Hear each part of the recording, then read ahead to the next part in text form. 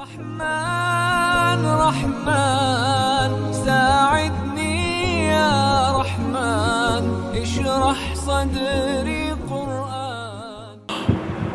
اعوذ باللہ من الشیطان الرجیم بسم اللہ الرحمن الرحیم. والمحصنات من النساء الا ما ملكت ایمانکم کتاب اللہ علیکم وأحل لكم ما وراء ذلكم أن تبتغوا بأموالكم محصنين غير مسافحين فما استمتعتم به منهن فآتوهن أجورهن فريضة ولا جناح عليكم فيما تراضيتم به من بعد الفريضة إن الله كان عليما حكيما. صدق الله العظيم.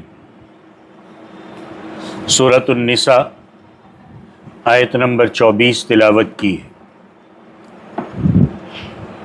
گزشتہ کل کی آیت میں یہ بات بیان ہوئی تھی کہ وہ عورتیں جن سے نکاح ہمیشہ کے لیے حرام ہے ان کی تفصیلات بیان ہوئی تھی. یہ جو آیات ہے کل یہ بھی بیان ہوا تھا کہ کچھ عورتیں وہ بھی ہے کہ جن سے وقتی طور پر تو نکاح نہیں کر سکتے، لیکن وہ وقت اور وہ شرط ختم ہو جائے تو پھر ان کے ساتھ نکاح کرنا جائز اور حلال ہو جاتا ہے. ان آیات میں بھی دوسری قسم کا بیان ہے کہ وہ عورتیں جن سے وقتی طور پر نکاح حرام ہوتا ہے ہاں کسی وقت حلال بھی ہو سکتا ہے. جیسے ایک شادی شدہ عورت جب تک وہ کسی کے نکاح میں ہے تو جب تک وہ کسی کی نکاح میں ہے ساری دنیا کے دوسرے انسانوں پر حرام ہے. اب اس سے کوئی دوسرا نکاح کر نہیں سکتا. لیکن اگر اسی شادی شدہ عورت کو اس کے شوہر نے طلاق دے دی یا شوہر کا انتقال ہو گیا تو چاہے انتقال ہو گیا چاہے طلاق دے دی، دونوں صورتوں میں عدت بھی گزر گئی. یہ بھی ذہن میں رکھو، دوران عدت نکاح جائز نہیں ہے. ہمارے یہاں اس چیز پہ دھیان نہیں دیا جاتا. طلاق ہو گئی، عدت کا جو وقت ہے انتظار نہیں کیا جاتا، لوگ نکاح کر لیتے ہیں، نکاح نہیں ہوتا ہے. اس لیے ذہن میں رکھو عدت کا گزرنا یہ ضروری ہے. اب عدت کے گزرنے کے لیے کوئی ضروری نہیں ہے، بہتر تو یہی ہے کہ عدت کا وقت جو ہے وہ گھروں کے اندر گزارے. لیکن اگر کوئی نہیں گزارتا ہے اور وہ جتنا وقت گزارنا چاہیے عدت کا اتنا وقت گزر گیا تو اب وہ اس کو عدت کا وقت گزرنا مانا جائے گا. اس کے بعد پھر اس کے لیے نکاح کرنا جائز ہو سکتا ہے، جائز ہو جائے گا.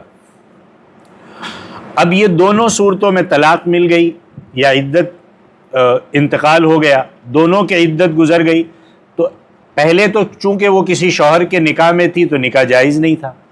اب جو کہ وہ نکاح سے آزاد ہو چکی تو ایسی عورت سے نکاح کرنے میں اب کوئی حرج نہیں ہے، وہ حلال ہو جائے. لیکن اس شرط کے ساتھ کہ وہ ان عورتوں میں سے نہ ہو جن کا ذکر کل گزر چکا، کہ وہ عورتیں جن سے ہمیشہ کے لیے نکاح حرام ہے، کسی صورت میں جائز نہیں ہے. کل کی ویڈیو آپ دیکھ لینا تفصیل کے ساتھ، اس میں وہ باتیں آ چکی ہیں. اس سے معلوم ہوا کہ ایسی عورتوں کی حرمت وقتی اور عارضی نوعیت کی ہے کہ وہ نکاح میں ہے تو نہیں کر سکتے. اسی طریقے سے ایک وقت میں ایک ساتھ دو بہنیں نکاح میں نہیں رہ سکتی. سمجھ میں؟ اگر اس نے ایک بہن کو طلاق دے دی تو اب وہ دوسری بہن سے کر سکتا ہے، لیکن ایک ہی وقت میں دو بہنیں ایک ساتھ نکاح میں نہیں رکھ سکتے. اس لیے ان کو ہمیشہ ہمیش کے حرام ہونے والے رشتوں سے الگ ذکر کرتے ہوئے اللہ تعالیٰ نے فرمایا والمحصنات من النساء، کہ وہ عورتیں تم پر حرام ہے جو دوسرے شوہروں کے نکاح میں ہو. یہاں ذرا لفظ جو ہے قرآن کا محصنات، اس کا معنی سمجھ لینے کی بھی ضرورت ہے. یہ لفظ جو ہے محصنات یہ حسنہ سے نکلا ہے، اور حسنہ کے معنی قلعے کے بھی ہوتے. غور کریے گا قرآن کی ڈیپنیس اور قرآن کے الفاظ کی گہرائیوں پر غور کریے گا. اور جب یہ فعل کے طور پر استعمال ہوتا ہے، کیونکہ عربی گرامر پر جس کی نظر ہوگی وہ قرآن کے اندر جو خزانے ہیں وہ اچھے سے سمجھے گا. تو اب یہ حسنہ جب فعل کے طور پر استعمال ہوتا ہے تو اس کے معنی ہوتا ہے کسی کو حفاظت میں لینے کے بھی آتے ہیں، کسی کو حفاظت میں لینے کے. لہذا احسن یحسن احسانا کے معنی ہوتے ہیں کسی کو حفاظت میں لینا. اسی سے جب محسن صاد کے زبر کے ساتھ کہا جائے گا تو اس کے معنی ہوگا کہ وہ مرد جسے حفاظت میں لیا گیا ہو، اور وہی محسن محسنہ ہو گیا عورت کے لیے، تو کہا جائے گا اس عورت کو کہا جائے گا جس کو حفاظت میں لے لیا گیا. اب قرآن کریم میں محسن یعنی حفاظت میں لینے کے دو مطلب آئے، یا دوسرے لفظوں میں یہ کہا جائے کہ اس لفظ کا دو معنی ہوتے. ایک تو یہ لفظ شادی شدہ عورتوں کے لیے استعمال ہوا ہے، اور اس لحاظ سے یہ بڑا معنی خیز لفظ ہے جو شادی شدہ عورتوں کے لیے استعمال کیا گیا. اس صورت میں والمحسنات کے لفظی معنی یہ ہوں گے کہ وہ عورتیں جو نکاح کی حفاظت میں آ گئی ہے. یعنی غور کریے گا، جب تک ان کا نکاح نہیں ہوا تھا وہ ہر طرح کے خطروں کا شکار ہو سکتی تھی، لیکن جیسے ہی نکاح کے تعلق میں آ گئی، نکاح کے معاہدے اور کانٹریکٹ میں آ گئی، یہ نکاح نے انہیں ایک حفاظتی باؤنڈری فراہم کر دی. والمحسنات، جس طرح کوئی قلعہ ہو وہ حفاظتی دیوار کے درمیان ہوتا ہے، بڑا قلعہ ہو تو اس کے آس پاس ایک حفاظتی دیوار ہوتی ہے، اسی طرح اللہ تبارک و تعالیٰ نے نکاح کے ذریعے انہیں ایک دیوار فراہم کر دی کہ مرد، اب دیکھو جن کے اوپر مرد کا سایہ ہوتا ہے یا شوہر ہوتے ہیں وہ کتنی حفاظت میں ہوتے ہیں، لیکن جہاں یہ ختم ہوتا ہے دیکھو ان کی زندگیوں کی کیا حالت ہو جاتی ہے. تو اس نکاح کے حصار کی اہمیت کی طرف اشارہ کرنے کے لیے اللہ تعالیٰ نے شادی شدہ عورتوں کے لیے محسنات کا لفظ استعمال کیا. ورنہ اللہ یہ بھی کہہ سکتے تھے، غور کریے گا، اللہ یہ بھی کہہ سکتے تھے المتزوجات من النساء. یہاں کیا ہے؟ والمحسنات من النساء. اللہ کہہ سکتے تھے والمتزوجات من النساء، عورتوں میں سے جو شادی کرنے والی ہے. یا اللہ یہ بھی کہہ سکتے تھے منکوحات من النساء، جس کا مطلب یہ بنتا کہ وہ عورتیں جن کی شادی ہو چکی یا جن کا نکاح ہو چکا، اور وہ بھی صحیح ہوتا. لیکن اللہ تبارک و تعالیٰ نے ان الفاظ کے بجائے محسنات کا لفظ استعمال کر کے اس طرف متوجہ فرمایا کہ دیکھو یہ نکاح بڑا مقدس رشتہ ہے، اور ایسا رشتہ ہونا چاہیے جس کے ذریعے سے ایک عورت حفاظت کے حصار میں آ جاتی ہے. نکاح کے نتیجے میں شوہر بیوی کا خیال رکھنے کا، بیوی کے ساتھ اچھا سلوک کرنے کا، اس کے لیے کھانا پانی معاشی فراخی فراہم کرنے کا ذمہ دار ہوتا ہے. اور سب سے بڑی بات یہ کہ شوہر اسے حفاظت کا احساس عطا کرتا ہے.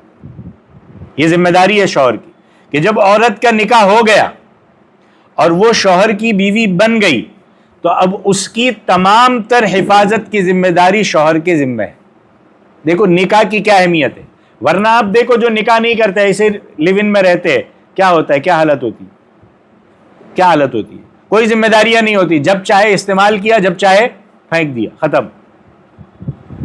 اور ایک میسج چھوڑ دیا یا دو لفظ کہہ دیے بھائی بروک، ختم. نکاح میں ایسا نہیں ہے، حفاظت پوری دی جاتی ہے. اسی طرح کی تعبیر اختیار کا، ایک تو مرد کو یہ سبق دیا گیا کہ یہ تمہاری ذمہ داری ہے، بالکل عورت کو یہ سبق دیا گیا کہ تم نکاح کو ایک مقدس رشتہ اور اپنی حفاظت کا ذریعہ سمجھو. آج تو حفاظت مل رہی ہے لیکن وہ کہتی ہے نہیں مجھے آزاد ہونا ہے، کارپوریٹ میں جانا ہے اور کارپوریٹ میں جا کے لوگوں کی نگاہ اور اپنے جسم کی حفاظت کو باقی نہیں رکھنا ہے. مجھے ادھر جانا ہے، مجھے آزادی ہے کہ لوگ میرے بدن کو چھوئے، لوگ میرا استحصال کرے، لوگ میرے بدن سے فائدہ اٹھائے. وہ لیکن یہ کہتی عورت کو یہ کہا گیا کہ تم نکاح کو اپنی حفاظت کا ذریعہ سمجھو. دوسری طرف شوہر کو کیا سبق دیا کیا کہ اس نکاح کے نتیجے میں تمہیں جو بیوی ملی ہے دین اور دنیا کے لحاظ سے اس کی حفاظت کرنا تمہارا فرض ہے۔ ایسا نہیں ہو سکتا کہ تم اس بیوی سے اپنا مقصد حاصل کر کے اس کو اس کے حال پہ چھوڑ دو اور اس کے نتیجے میں وہ مشکلات کا شکار ہوتی رہے، نہیں، بلکہ اس کی حفاظت کرنا، اس کی کفالت کرنا، اس کی ضروریات کا خیال رکھنا اب تمہاری ذمہ داری ہے۔ لیکن ہاں، ضروریات بھی شوہر کی حیثیت کے مطابق ہوگی، یعنی کہ شوہر کی حیثیت 30,000 کی ہے، وہ مانگے 1,00,000 کی حیثیت، نہیں، اس کی جو حیثیت ہوگی اس کے حساب سے وہ پورا کرے گا۔ اسی مقصد کو سامنے رکھتے ہوئے اللہ نے یہ لفظ استعمال کیا والمحصنات من النساء، کہ وہ عورتیں جو نکاح کی حفاظت میں آ گئی ہو وہ دوسروں کے لیے حرام ہے۔ ایک تو محسن کا مطلب یہ ہوا۔ قرآن کریم میں محسن یا احسان کا لفظ دوسرے معنی کے لحاظ سے آزاد عورتوں کے لیے بھی استعمال ہوا ہے۔ ایک تو شادی شدہ عورتوں کے لیے، دوسرا آزاد عورتیں جن کی ابھی شادی نہیں ہوئی۔ اس زمانے میں بہت سی عورتیں آزاد ہوتی تھیں، بہت سی عورتیں غلام ہوتی تھیں، جو کنیزیں، جو باندیا کہلاتی تھی۔ اور یہ بھی میں آپ کو کہہ دوں کہ یہ صرف اسلام میں نہیں تھا، یہ جو آج انگلی اٹھائی جاتی ہے نا اسلام میں غلام باندیا تھی، بلکہ ہر ایک کے یہاں تھا۔ یہ تو کلچر اسلام نے آ کے ختم ہی کر دیا، ورنہ کوئی ختم ہی نہیں کر رہا تھا اس کو۔ ہر ایک کے یہاں یہ کلچر تھا، غلام باندیا، غلام باندیا، غلام باندیا۔ اسلام نے آ کر کے یہ کلچر ختم کیا ہے۔ اب ان میں سے جو آزاد عورتیں ہوتی تھی ان عورتوں کے لیے بھی محسنات کا لفظ استعمال ہوتا تھا۔ لہذا جب محسنات کا مقابلہ باندیوں سے ہوگا، کنیزوں سے ہوگا، تو اس کا معنی ہوگا کہ آزاد عورتیں، جہاں محسنات کا تقابل باندیوں سے کیا گیا۔ اور جب اس کا تقابل غیر شادی شدہ عورتوں سے ہو تو اس کے معنی ہوتا ہے کہ شادی شدہ عورتیں جو نکاح کی حفاظت میں آئی ہے۔ اب یہاں اس آیت میں محسنات کے پہلے معنی مراد ہے جو میں نے بیان کیے، یعنی حفاظت میں آئی ہوئی شادی شدہ عورتیں۔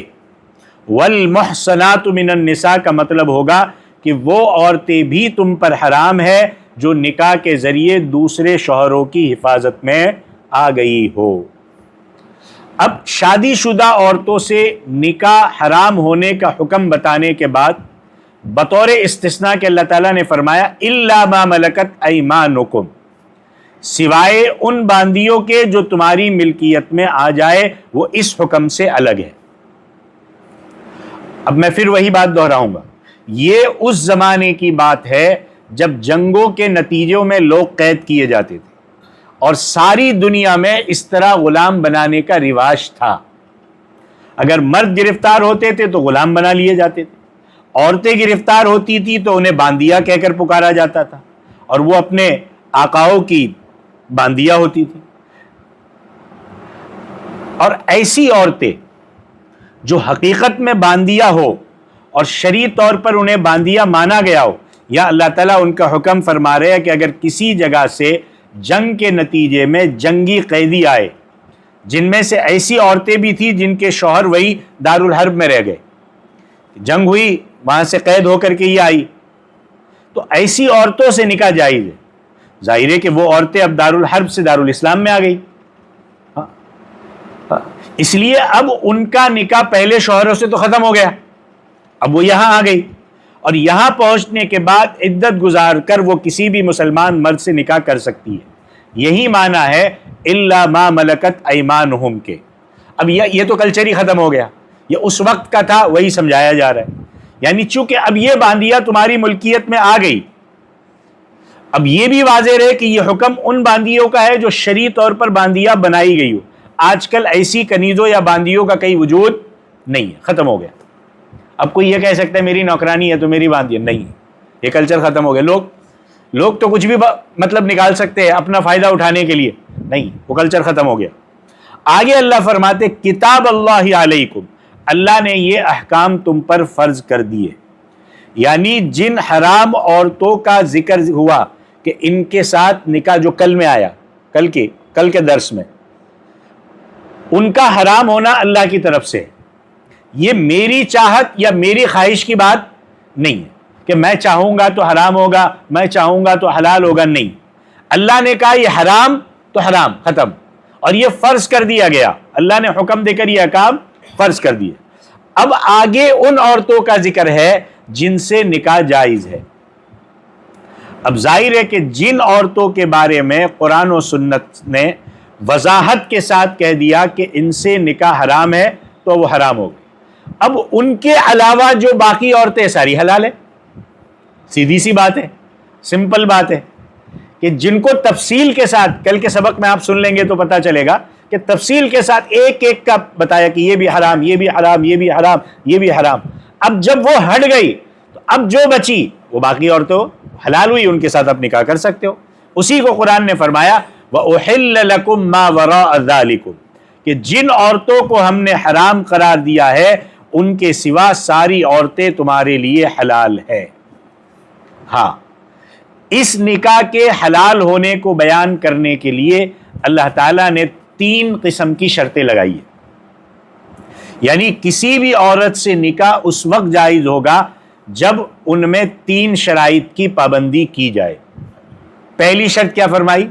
ان تبتغوا باموالکم، کہ تم عورتوں کو اپنا مال خرچ کر کے چاہو۔ مال خرچ کرنے سے مراد ہے مہر مقرر کرنا۔ ہاں، اور شریعت نے یہ حکم دیا ہے کہ جب بھی کوئی نکاح کا عقد ہو تو اس میں شوہر پر واجب ہے کہ جب وہ عورت کو مہر دے یا مہر کا معاہدہ کرے، مہر نکاح کی لازمی شرط ہے، کمپلسری شرط ہے۔ اور شریعت نے مہر کو اس درجے اہمیت دی ہے کہ اگر مان لو دونوں یعنی میاں بیوی کسی وقت یہ کہہ دے کہ ہم بغیر مہر کے نکاح کرتے ہیں، تب بھی ان کا یہ کہنا معتبر نہیں ہے، مہر پھر بھی واجب ہوگا۔ لیکن چونکہ مہر متعین نہیں کیا تو اب کیا کرے؟ تو اب ہوگا مہر مثل۔ مہر مثل کیا ہوتا ہے؟ اب دیکھا جائے گا جس عورت کا نکاح ہو رہا ہے اس کے خاندان کی، اس کی ہم عمر کی عورتوں کا کیا کیا مہر تھا، اس کے برابر اس کا مہر دیا جائے گا۔ اللہ نے مہر کو نکاح کے لیے ایک لازمی شرط قرار دیا ہے، اور اس میں بڑی حکمت ہے کہ جب شوہر مہر دے گا یا مہر دینے کا کم از کم معاہدہ کرے گا تو اس کو اپنی ذمہ داری کا احساس ہوگا۔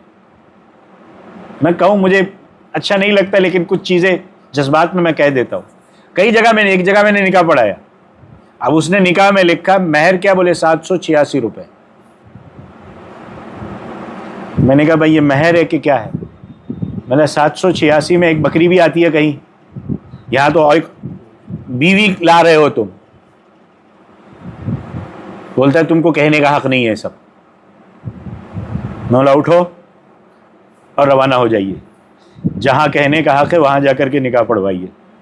یہ صورت حال ہے ہمارا، چھوٹے سے چھوٹا جس میں کوئی حیثیت ہی نہیں ہوتی ویسا مہر مقرر کرتے۔ کم سے کم مہر 10 درہم ہوتا ہے، 10، اور 10 درہم میں آج کے حساب سے اگر آپ چاندی کی قیمت نکالو گے تو 33 گرام نکلتا ہے، کم سے کم درجے کا۔ اب 33 گرام کی قیمت آپ مارکیٹ سے نکال لو آج کے دور کی، جس وقت آپ نکاح کر رہے ہو، کم سے کم۔ ورنہ تو میں کہتا ہوں آج کے حساب سے کم آج کل کے حساب سے ایک بندے کی سیلری 25-30 ہزار تو ہوتی ہوگی، تو کم سے کم 1 مہینے کی تنخواہ تو مہر میں رکھو، 1 مہینے کی تنخواہ تو رکھو کم سے کم۔ عورت کو ہم نے سمجھا کیا ہے؟ بولے 786 روپے، اور یہ بھی کہاں سے نکالا ہے 786؟ بولے بسم اللہ کی تعداد ہے۔ تو بہرحال اس کو چھوڑیے، وہ بات کہیں اور چلی جائے گی۔ تو مرد کو اپنی ذمہ داری کا احساس ہوگا کہ میں کوئی کھیل کرنے نہیں جا رہا، بلکہ ایک باقاعدہ ایک عقد، ایک معاملہ کر رہا ہوں جس کے لیے میں پیسے بھی دے رہا ہوں۔ اسی طرح مہر کے ذریعے اس عقد، اس معاہدے کی اہمیت دل میں پیدا کرنا ہے کہ ہاں یہ کوئی اہمیت ہے۔ ورنہ آج کل لوگ طے بھی کرتے لیکن دیتے کچھ نہیں ہے، کیونکہ مہر کی اہمیت ہی نہیں رکھی۔ یہ شریعت نے پہلی شرط لگائی نکاح کے لیے، ان تبتغوا باموالکم، مہر۔ تو اس طرح یہ شوہر کی طرف سے بیوی کا اکرام بھی ہے کہ اس کے آپ بڑے بڑے گفٹ لے کے جا رہے ہو لیکن مہر کی کوئی اہمیت نہیں دے رہے۔ کیا دے؟ بولے iPhone 16 دیا میں نے۔ کیا دے؟ بولے iPhone 17 دیا۔ جو شریعت نے بولا وہ تو دے ہی نہیں رہے۔ بولے کیا؟ بولے معاف کرا دیں گے بعد میں۔ مہر ہی دے دو سیدھا سیدھا، ہاں گفٹ جو بھی دینا ہے دو، جو مہر طے کیا وہ رکھو۔ تو اس کے نکاح میں آنے کے لیے بیوی اپنے میکے کو، اپنے ماں باپ کو، اپنے بہن بھائیوں کو چھوڑ کر آ رہی ہے، اور شوہر کے لیے اتنی بڑی قربانی دے رہی ہے تو کم از کم شوہر کو اس کا اکرام کرنے کے لیے کوئی اعزازیہ مہر کی صورت میں شریعت نے طے کیا یہ پیش کرو. اس لیے شوہر کے ذمہ مہر لازم کیا گیا. اسی طرح مہر کے ذریعے نکاح کے رشتے کی اہمیت کو بھی بتایا گیا, اور نکاح کے رشتے کے تقدس کو برقرار رکھنے کے لیے نکاح میں پہلی شرط یہ بتائی گئی کہ نکاح کے وقت آپسی رضامندی سے مہر مقرر کیا جائے. اور یہ بھی میں آپ کو آج بتا دوں کہ مہر لڑکی کی طرف سے طے ہوگا کہ مجھے کتنا مہر چاہیے. آج ہوتا ہی ہے کہ شوہر ہاں بھائی اتنا لکھ دو, لڑکی والوں سے پوچھو, لڑکی کو پوچھو کہ کتنا مہر چاہیے, وہ جو کہے وہ قبول ہو تو ہاں بولو, قبول نہیں ہے تو کوئی بات نہیں, سیدھی سی بات ہے یہ تو. لیکن دے دو بولے 786. کیا صورتحال ہے. یہاں عرض کردہ یہ بھی مناسب ہے کہ اگرچہ شریعت نے مہر کی کم سے کم مقدار 10 درہم چاندی مقرر کر دی ہے اور ہر دور میں اس کی قیمت بدلتی رہتی ہے, لیکن وہ قیمت بہت زیادہ نہیں ہوتی. کم سے کم حد اس معنی میں مقرر کر دی گئی کہ اگر کوئی شخص اس سے کم مقدار طے کرے گا, یعنی 33 گرام چاندی سے کم قیمت طے کرے گا تو وہ درست نہیں ہوگا, بلکہ کم سے کم حد 10 درہم تک 33 گرام چاندی تک واپس آنا ہوگا. چونکہ کم سے کم مقدار 10 درہم مقرر ہے تو اس کی بنا پر کئی لوگ یہ سمجھتے ہیں کہ مہر جتنا کم ہو اتنا ہی اچھا ہے. بولے کم یا شریعت کی نگاہ میں کم ہی پسندیدہ, یہ بالکل غلط خیال ہے. اصل بات یہ ہے کہ مہر چونکہ عورت کا اکرام ہے اس لیے اس کو قابل لحاظ دو, کچھ اہمیت رکھو اس کی. ایسا نہیں ہونا چاہیے کہ کوئی بہت معمولی سی چیز مقرر کر دی جائے جس سے عورت کا احترام اور اکرام نہ ہو. اس لیے شریعت نے کم سے کم حد تو کر دی کہ اس سے نیچے نہیں جانا چاہیے, لیکن شریعت کا اصل مزاج یہ ہے کہ عورت کا اصل حق وہ مہر ہے جسے مہر مثل کہا جاتا ہے, جس کا مطلب میں نے بتایا کہ اسی عورت کے اپنے خاندان میں جو اس کی ہم عمر کی دوسری عورتیں اور مجموعی حیثیت کے اس کے جوڑ کی ہو, اس کی دوسری حقیقی یا چچازاد بہنیں, ان کا مہر جتنا مقرر کیا گیا ہو وہ مہر مثل کہلاتا ہے. عورت کا اصل حق وہی مہر مثل ہے, لہذا عورت کی اجازت کے بغیر مہر مثل سے کم مہر مقرر کرنا درست نہیں ہے. اگر آپ نے اس سے نہیں پوچھا تو کم سے کم یہ معلومات کر لو کہ اس کے خاندان میں, اس کے آس پاس میں کتنا مہر تھا عورتوں کا. اور اجازت بھی خوش دلی سی ہونی ضروری ہے جس میں کوئی زبردستی نہ ہو. ہاں 10 درہم 10 درہم آج کے حساب سے 33 گرام ہوتا ہے اصل سے. ہاں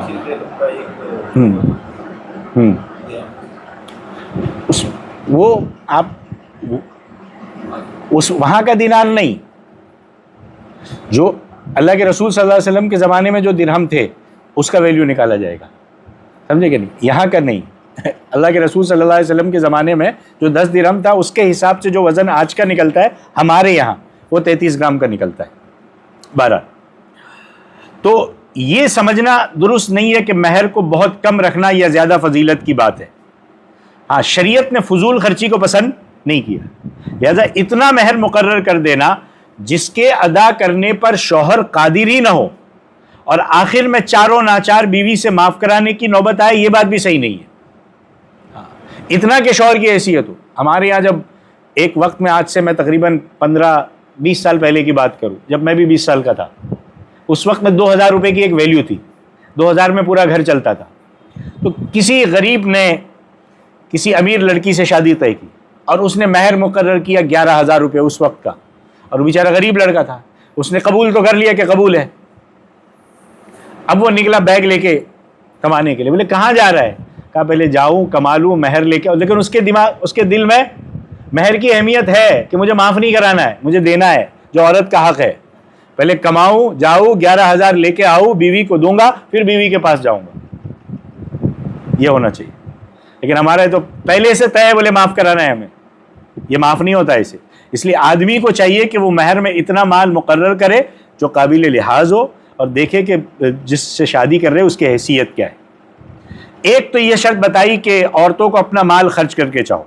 دوسرا, اللہ تعالیٰ نے نکاح کو حلال کرنے کی دوسری شرط ذکر کرتے ہوئے فرمایا محسنین, بشرطے کہ تم ان سے باقاعدہ نکاح کا رشتہ کر کے پاک دامنی حاصل کرو۔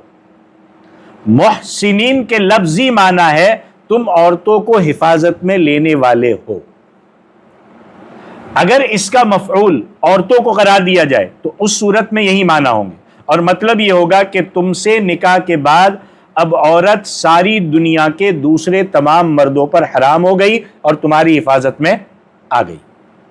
اب عورت کے جان، مال، اس کی عصمت، اس کی عفت، اس کی عزت کی حفاظت یہ تمہاری ذمہ داری ہے۔ اور اگر محسنین کا مفعول خود مردوں کو قرار دیا جائے اور یوں کہا جائے محسنین انفسکم، تو اس کے معنی یہ ہوں گے کہ تم اپنے آپ کو حفاظت میں لینے والے ہو۔ اس صورت میں مطلب کیا ہوگا کہ نکاح کو اس طور پر اپنی حفاظت کا ذریعہ بناؤ کہ تم پر شیطان حملہ کر کے تمہیں کسی گناہ میں مبتلا نہ کرے، ورنہ ہوتا ہے کہ ادھر نکاح ادھر 3 گرل فرینڈ لے کے گھوم رہا ہے بندہ۔ نہیں، نکاح پاک دامنی کا ذریعہ ہے، اپنی حفاظت کا ذریعہ ہے۔ اللہ نے تمہیں جنسی لذت اٹھانے کے لیے ایک حلال طریقہ عطا فرما دیا، تو اب اس حلال طریقے پر قناعت کرو اور اپنی جنسی خواہشات کے نتیجے میں کسی گناہ اور بے حیائی کے کاموں میں مبتلا نہ ہو۔ یہ دونوں مفہوم محسنین، دیکھو نکاح بھی اسی لیے لذت نہیں، آپ دیکھیں فلمیں دیکھتے، ڈرامے دیکھتے، ایک خواب تیار کرتے، میری بیوی ایسی ہوگی، بیوی سوچتی ہے میرا شوہر ایسا ہوگا، کوئی کہتا ہے سلمان خان جیسا ہوگا، کوئی کہتا ہے ایسا ہوگا، اس کا گھر ایسا ہوگا، کوئی پاک دامنی کی نیت ہی نہیں ہوتی، تو پھر دیکھو کیسی زندگی گزرتی ہے۔ اور پھر ہماری جو بنیاد پڑتی ہے شادی کی، ان شادی کی بنیادوں میں جس طریقے سے سٹیج سجا کر کے بے حیائی کی جاتی ہے، اسی ویڈیوگرافی کے زندگی بھر اس کو قید کر کے رکھیں گے بے حیائی، اور اس میں پھر دلہن کی شروعات کس طریقے سے ہو رہی۔ اسی لیے کہا گیا محسنین پاک دامنی کو سامنے رکھو۔ پھر تیسری چیز برمایا کہ کسی عورت سے نکاح کے جائز ہونے کے لیے تیسری شرط یہ بیان فرمائی، غیر مصافحین، صرف شہوت پوری کرنا مقصود نہ ہو۔ مصافحین کے لفظی معنی ہے پانی بہانے والے۔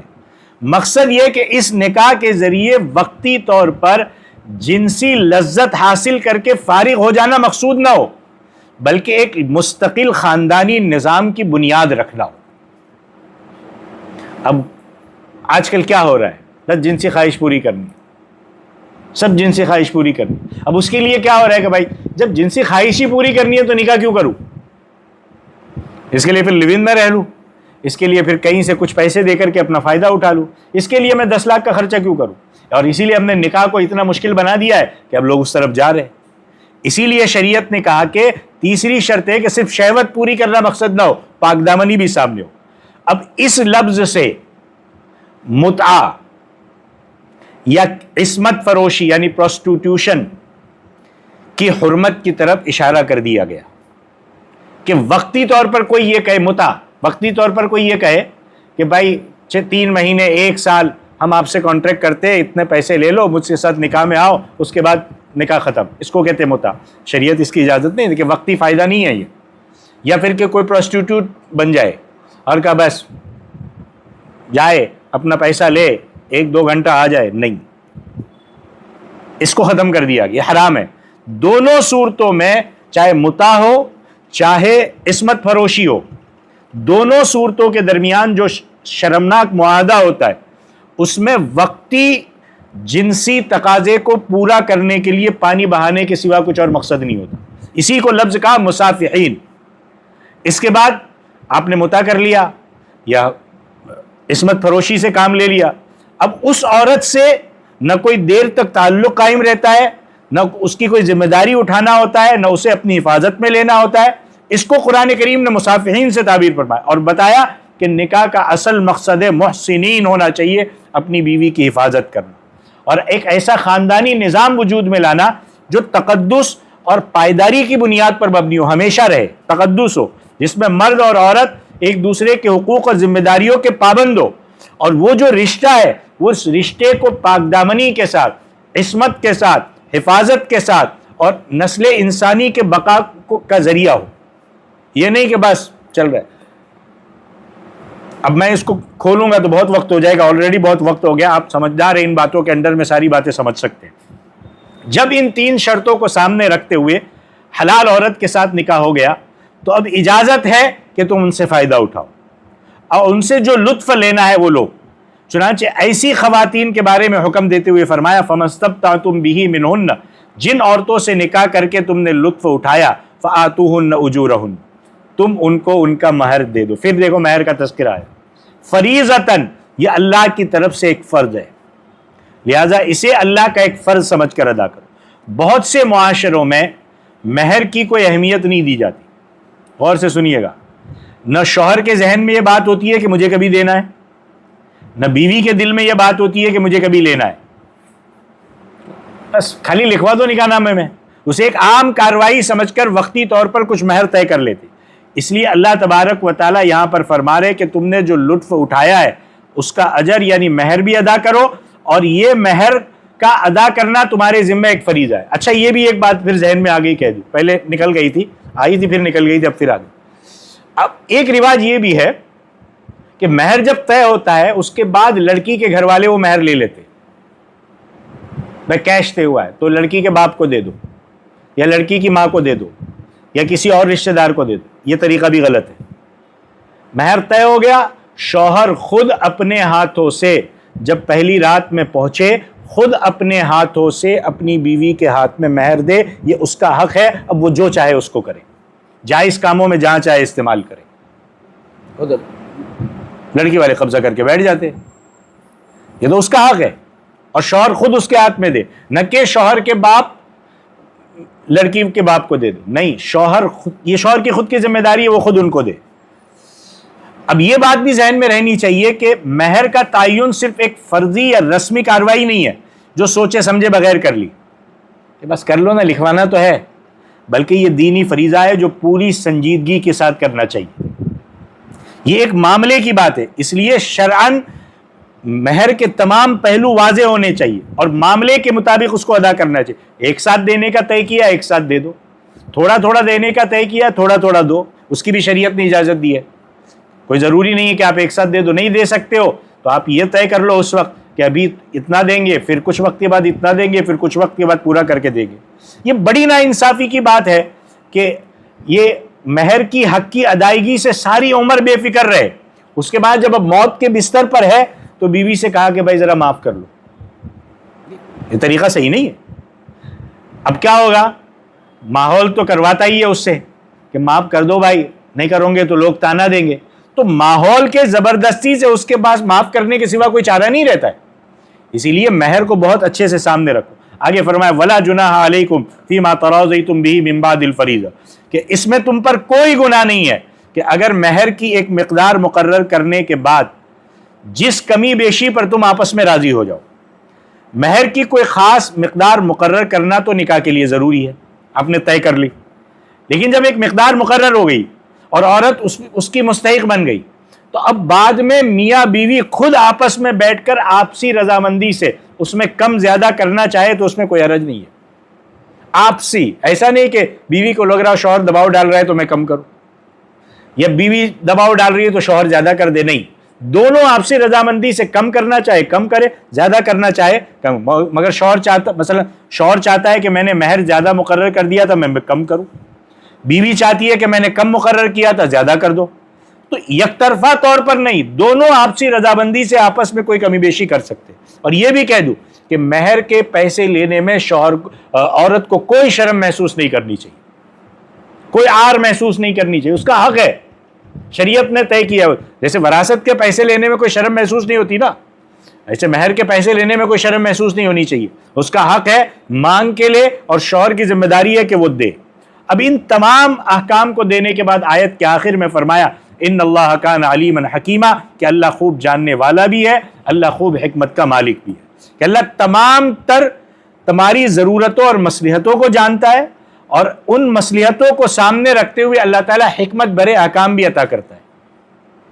تو اس طرف بھی اشارہ فرما دیا کہ ان سارے احکام کو عطا فرمانے کے بعد اگر کوئی شخص خلاف ورزی کرے گا تو چاہے اس کی خبر کسی انسان کو یا عدالت کو نہ ہو, لیکن اللہ کو سب معلوم ہے. ان اللہ کان علیما حکیما, عدالت سے بچ جاؤں گے, وکیل سے بچ جاؤں گے, پولیس سے بچ جاؤں گے, لیکن اللہ کو سب پتہ ہے. اس لیے اس نے جو خلاف ورزی کی ہوگی وہ اس کی سزا ہو کر رہے. اسی لیے شریعت نے یہ بات ہمیشہ سامنے رکھی ہے کہ اس لیے نکاح بھی آپ دیکھو، نکاح میں کیا بنی ہے، یا ایھا الذین آمنوا یا ایھا الناس اتقوا، تقوی اختیار کرو. یا ایھا الناس اتقوا ربکم الذی خلقکم من نفس واحدۃ وخلق منها زوجها وبث منهما رجالا کثیرا ونساء واتقوا اللہ، پھر تقوی. پھر دوسری آیت میں یا ایھا الذین آمنوا اتقوا اللہ حق تقاتی، پھر تقوی. یہ آیتیں جبکہ نکاح کا موقع شریعت خطبے میں پڑھا رہی ہے تقوی، پھر کہا یا ایھا الذین آمنوا اتقوا اللہ وقولوا قولا سدیدا، پھر تقوی. یہ کیوں کہا گیا کہ جب تک چاہے نکاح کا مسئلہ ہو، چاہے مہر کا مسئلہ ہو، اور چاہے دنیا میں کوئی بھی حکم اللہ کا دیا ہوا ہو کسی بھی طریقے کا، آپ پولیس سے بچ جاؤں گے. شراب بین ہے لیکن پی رہے، کیوں؟ بولے چھپ کے پی لو، کوئی دیکھنے والا نہیں ہے. گٹکا بین ہے، کھا رہے، کیوں؟ بولے کوئی دیکھنے والا نہیں ہے. ایسے ہی یہ کہاں کون دیکھ رہا ہے؟ لیکن یہ تقوی، یہ استحضار پیدا کیا جا رہا ہے. جب تک خدا کا خوف اور خدا کا ڈر نہیں آئے گا، بندہ اللہ کے سامنے جواب دہی کا احساس دل میں پیدا نہیں کر پائے. ورنہ تقوی ہوگا تو دل میں یہ ڈر ہوگا کہ مجھے اللہ کے سامنے جواب دینا ہے. اللہ علیم بھی ہے، اللہ حکیم بھی ہے، اللہ سب کچھ دیکھ رہا ہے. تو اب جیسے اللہ نے حکم دیا اس کے مطابق چلے گا. آج آپ کا میں نے زیادہ وقت لے لیا. بہرحال یہ سورہ نساء کی آیت نمبر 24 تھی. اللہ تعالیٰ عمل کی توفیق عطا فرمائے. آمین. وآخر دعوانا ان الحمد للہ رب العالمین. أيا من يدعي الفهم إلى كم يا أخ الوهم تعبي الذنب والذم وتخطي الخطأ الجم.